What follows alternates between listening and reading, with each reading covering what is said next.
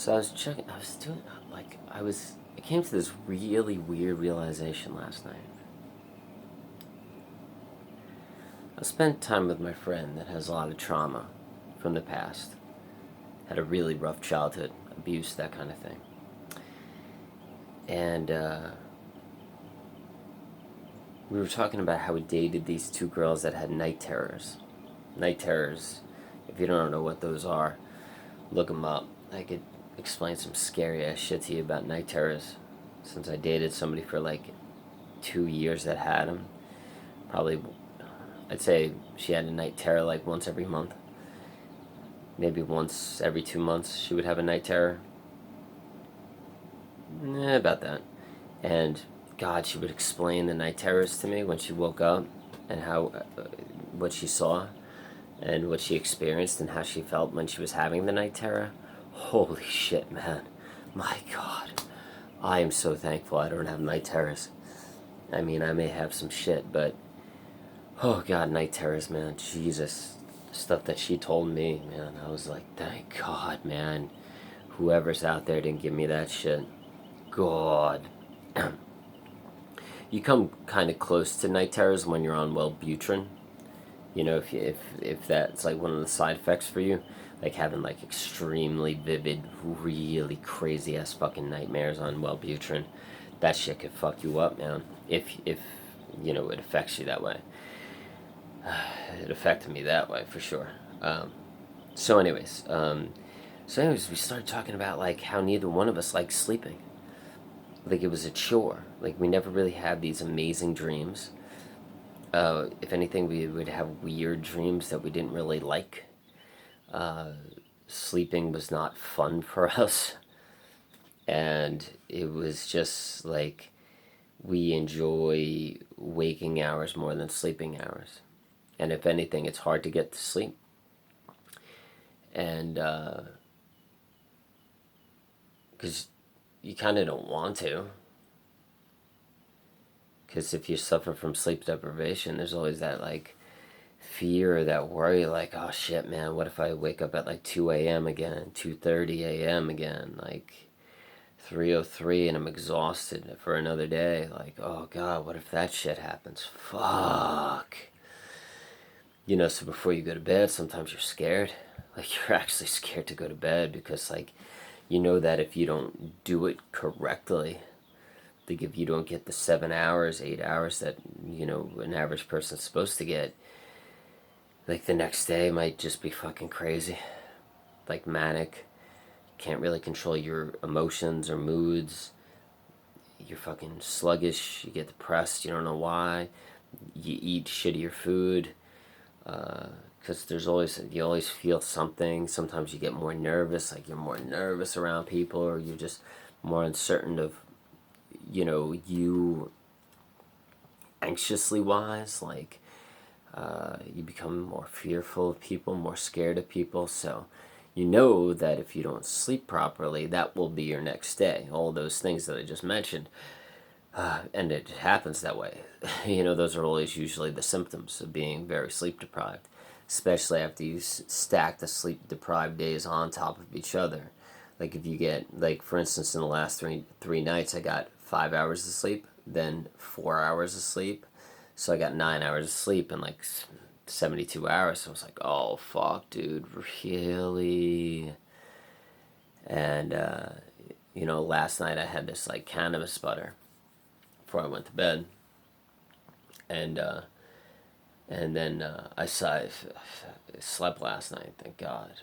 I don't know if I ever had like deep sleep or REM sleep because I was on cannabis butter. I don't know if my mind was going. I don't really know anything about that. I never did research on if you could sleep properly and attain REM sleep or deep sleep on cannabis butter or THC. So so my buddy and me, we both don't enjoy sleeping, and we never have good dreams, like these, you know, beautiful dreams, falling in love, fairy tales, beautiful worlds, that kind of thing. And then I thought about something. I thought about like, and this theory might be completely like well far off, but I gave my buddy the theory and he agreed, and it was like revolutionary. It was really neat. And what it is if you come from abuse, suffer from complex PTSD, trauma, uh, PTSD, any form of abuse, poverty, really bad childhood, childhood issues, getting picked on, bullied, not being accepted by people, being mentally ill, having a personality disorder, all these things. Like, if you have these things in your life, and mostly, I think the biggest dynamic in this is being rejected by people or being accepted by people. And those are going to lead to you having a more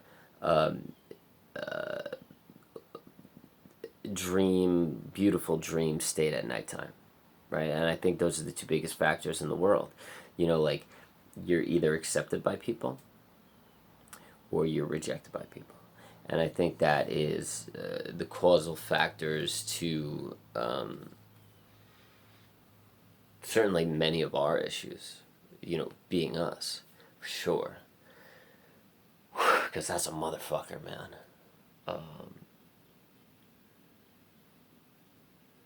And we know what that feels like. I mean, we've all been rejected so many fucking times. It's ridiculous. Not accepted into the group, not accepted into the tribe, not accepted by people. Not accepted by the cool kids at school. Whatever the fuck it is, like, we know what that feels like. We know the feeling of that severe rejection, or that rejection. I don't want to call anything severe because people think I'm like a showboater, or dramatist or whatever, but it does stack up to be a pretty severe thing, because it's a direct reflection of what you begin to think about yourself. Like, are you some kind of reject? Why doesn't anybody love you? Why doesn't anybody care about you? Like, why do people like turn you away? What's wrong with you? And you start to begin to think about all these things, and then you start to believe that there's something wrong with you.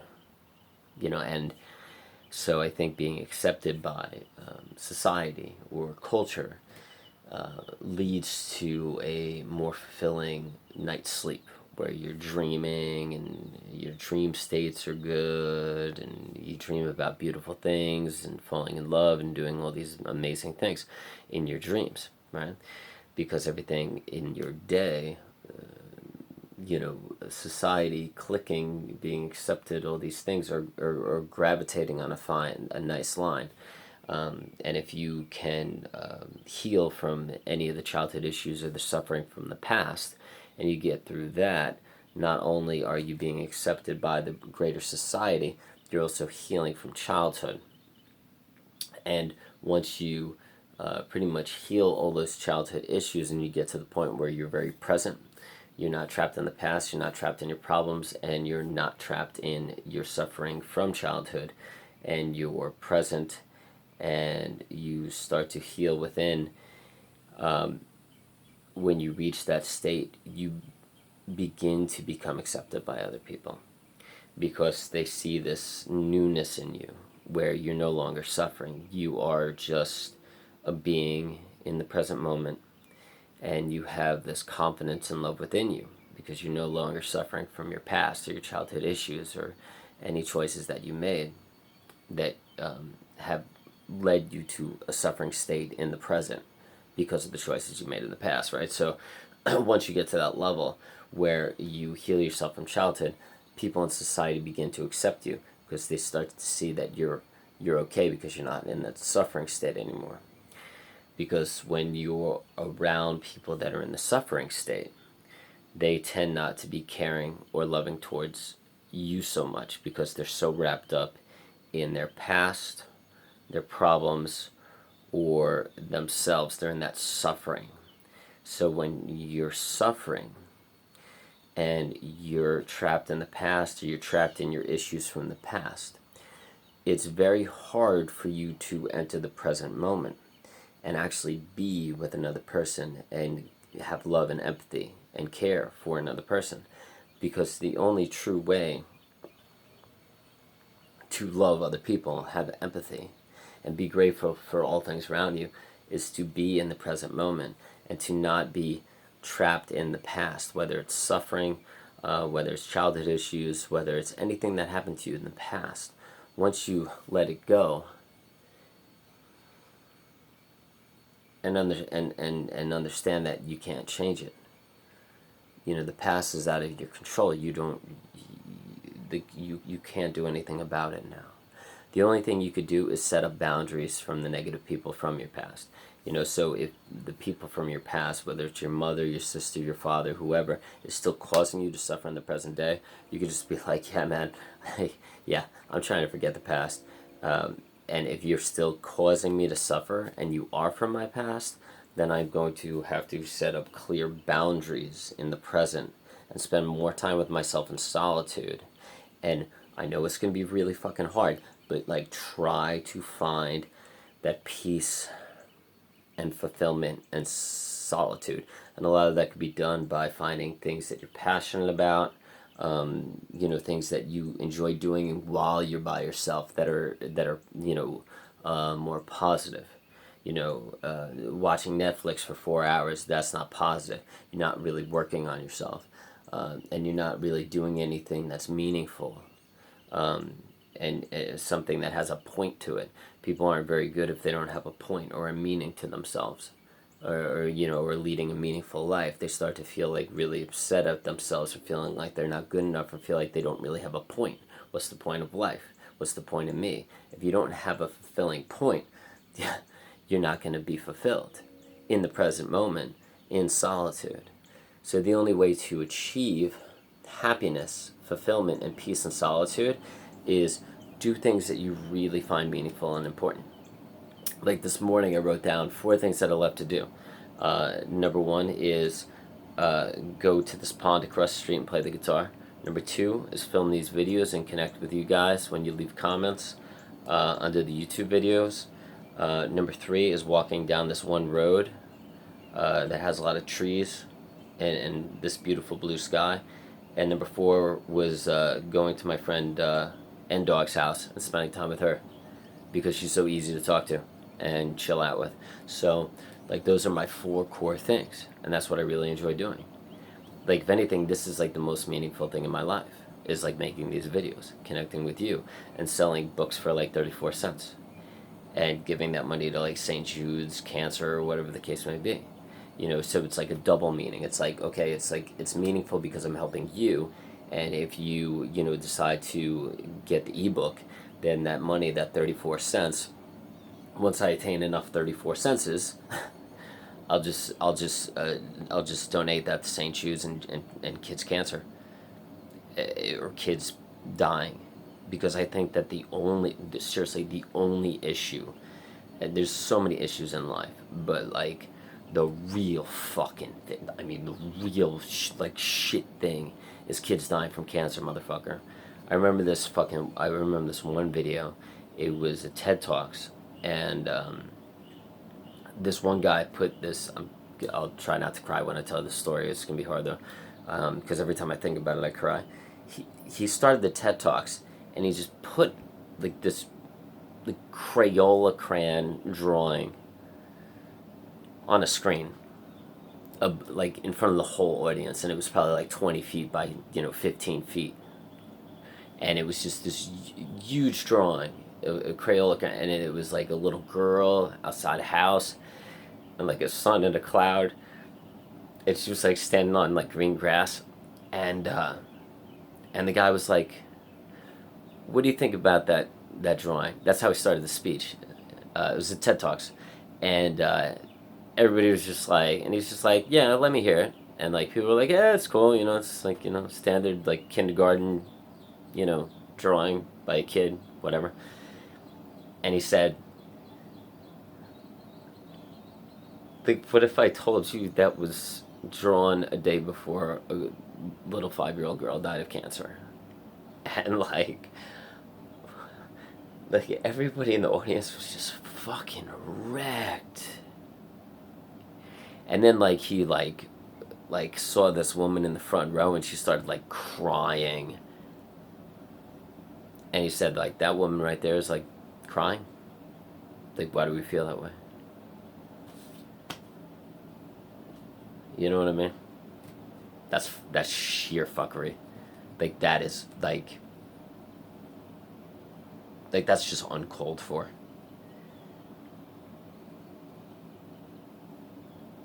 You know, and when you get down to like what you want, like, what do I want?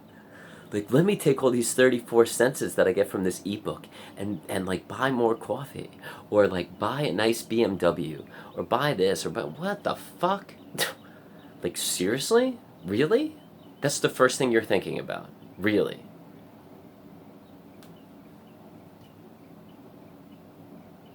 Like, people don't give a fuck about people enough. And I think that, like, when you suffer a lot, you enter two realms. You enter, number one, you can enter the realm of really giving a shit about other people, because you know what suffering's like, and you do not want anyone to suffer like you do. Or you could enter the second realm, which is you become such a miserable fucking bastard that you want to cause as much suffering to people around you as possible. Whether those people are your kids, whether those people are your husband or wife, whether those people are people that you see at the grocery store, or people that you honk at and yell at the road and give people the middle finger to when you're driving by them. It's like you become that person who decides to be bitter and resentful towards life and others, and even yourself. Because really, when you become that person, the reason why you are that person is because, like, you really hate the fact that you're here. Regardless if you ever want to admit that shit or not. But usually, instead of feeling that pain, you'll shame others. And you'll project that pain on other people. And you won't deal with it yourself. That's basic shit psychology right there from for fucking all you that don't know Brene Brown or shaming. That's like classic. Not dealing with your feelings, not trying to feel your emotions or your feelings, and instead of feeling the pain, you make people feel like shit. So, yeah, I'm gonna wrap this one up. It's getting way too long, but yeah, I didn't finish the dream theory. But I'll sum it up. So if you like really had a shitty childhood and you didn't heal from the childhood, you're most likely going to be rejected more in society, right? So like, because the more you heal from childhood and you're present, the more loving and like listening you'll be, as long as you have the right presence. Because some people are just shallow and they'll reject you right away if you have the wrong image, right? Like, you're not wearing the right clothes, you have the wrong color hair, you look too gay, you look too straight, whatever the fuck they judge you about. But if you pass their judgment test from 10 feet away, then they accept you into like a closer realm, right? So if you come off like homeless, or if you come off weird or fucking not normal to their status quo normal test in society, you know, if you're not wearing a nice shirt and khakis and like you don't groom and all this other shit, and you know, you look sane, you know, they judge you, they check you out, they observe you from about 10 feet away, and then as you get closer, they make this call like, okay, does this person look sane? Does this person look like they're like me? Because Simon Sinek always says, we leave the house every morning seeking out people who believe in what we believe in, look the way we look, act the way we act, desire what we desire. You know, so if we're walking towards somebody and we come off like we are one of them, you know, I believe in something that they believe in, or I look the way they look, or I don't come off scary, as a scary person, or an unpredictable person. That's why a lot of people are very scared of mentally ill people and people that are borderline personality disorder, bipolar, that kind of thing, is because we're unpredictable. People like predictability. It's safety. It's order. Predictability is safety and order. And if you're not a predictable person, or you don't look predictable, the safety leaves them. And all of a sudden they become in a state of chaos or fear. because you didn't pass the test.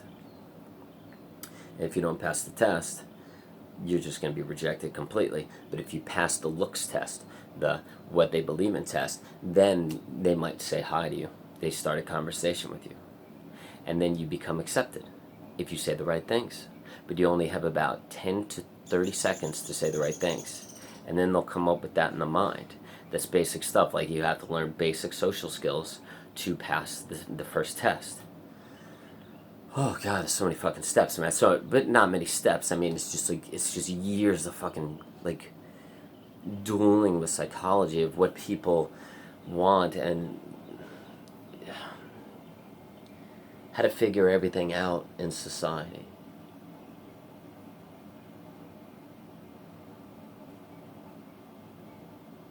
You know, I was an agoraphobic for years. Couldn't leave the house for like 5 years. And if I did leave the house, I had to go with a safe person, and my safe person was my brother-in-law. Because he had like a big beard and stuff like that, and I kind of felt like some of the attention was on him because he had a big beard and he kind of looked like a lumberjack guy, and like, so I wouldn't be seen as crazy or different. We were just two guys. So he was like my safe person, so I could go to the store with him. But if he wasn't around, I couldn't go into the store. I had to send people in the store for me. I would drive to them into the parking lot, and I would be so fucking scared to go out of the car. I would be scared like when people passed by the car, like I was frightened that they would see me sitting in the front seat. God, I was so fucked up back then. But as an agoraphobe, as somebody that was agoraphobic for the majority of my life, my agoraphobia started when I was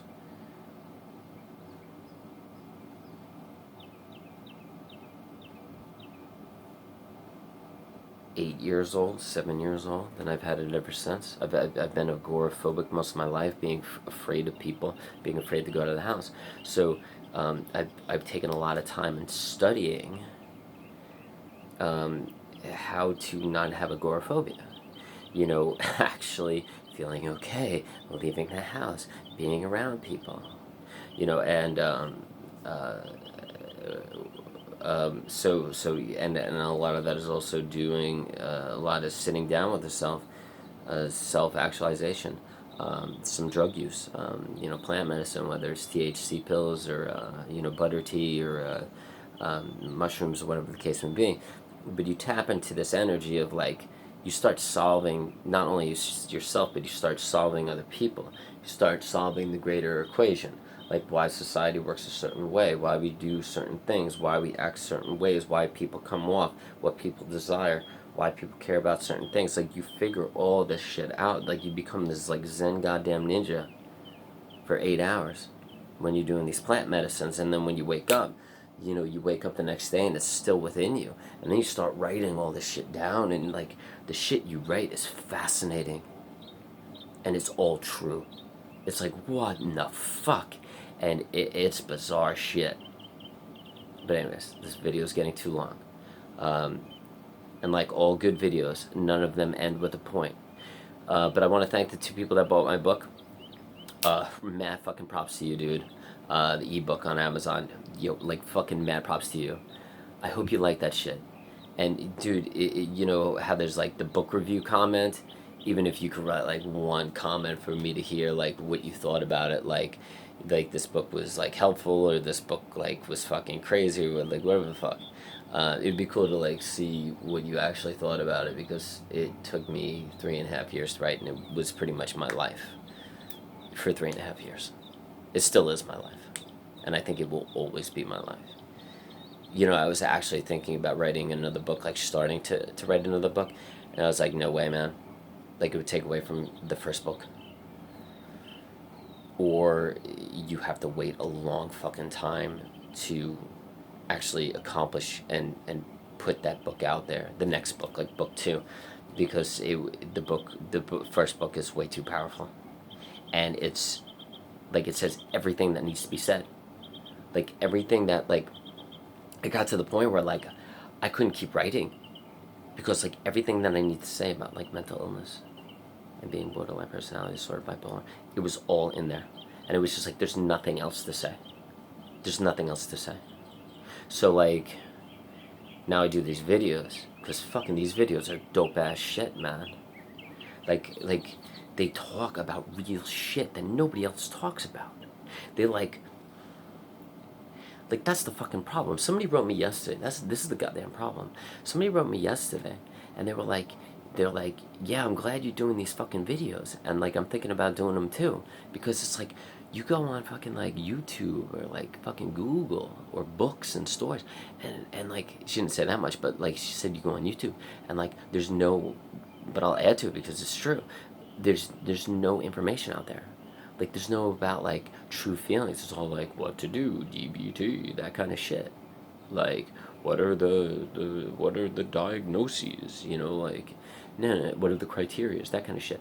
Like, but like nobody actually like makes real fucking videos. And if not, they're not true. They're just like crying videos, like there's someone, or they're DBT focused, right? They're not like really getting into the day to day.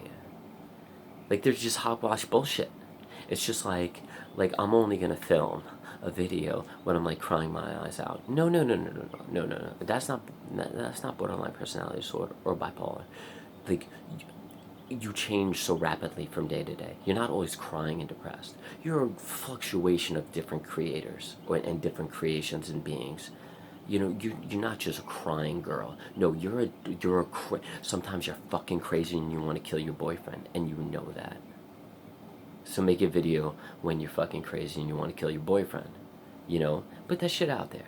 Be truthful.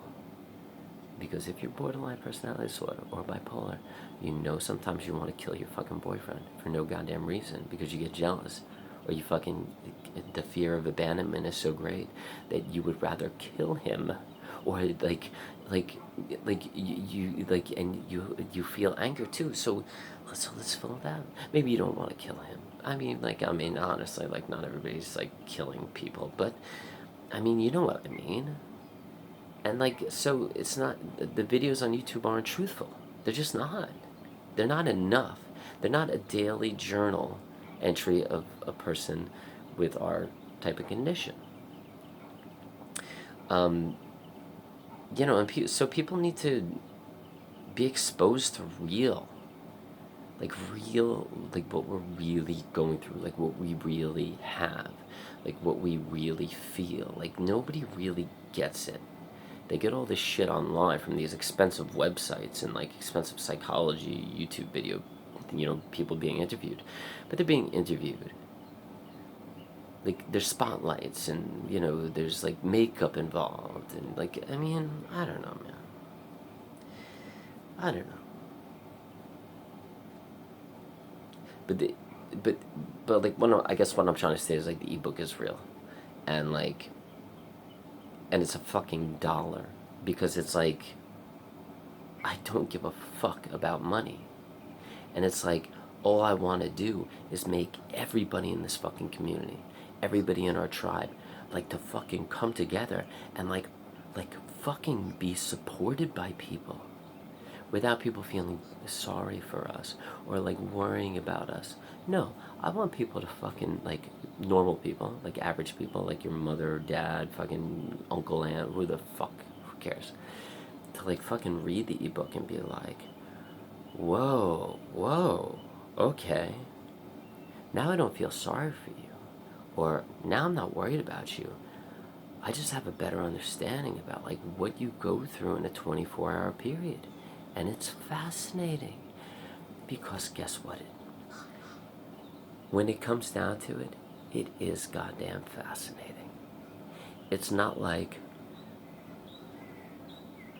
I think one of the reasons why we don't want anybody to worry about us or feel sorry for us is because we understand that we're really interesting creatures.